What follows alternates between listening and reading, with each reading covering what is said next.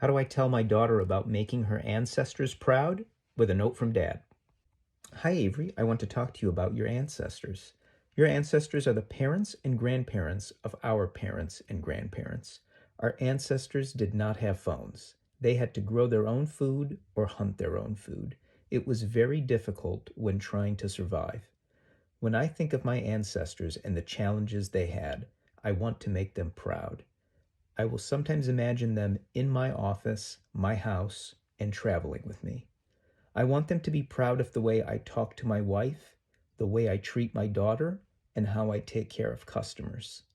I want them to feel grateful they had children, passed their values on to their children, and their children are working hard to spread goodness in the world. The blood of our ancestors flows through our veins. Let us commit to be virtuous people they will be proud of. I love you. Love, Dad. So I got the idea for this note when this past weekend we were visiting my folks, and I got to thinking about my grandparents and their grandparents and so on, my ancestors. And that's kind of a useful reframe to think about your ancestors and some of the challenges that they had. They had different sets of challenges, and then our descendants are going to have a different set of challenges.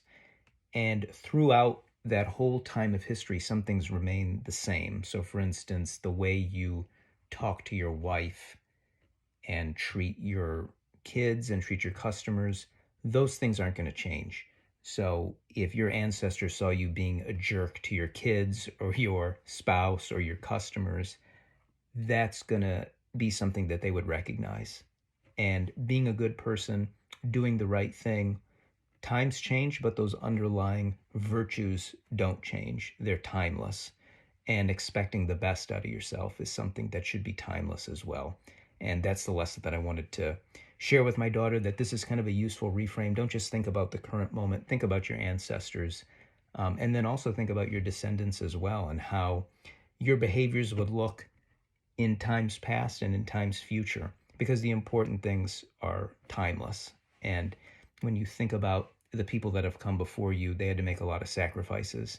And there's a certain element of pride that you have in making them proud to be a good person and do the right thing. And that's what I wanted to share with my daughter. And that is today's note from Dad.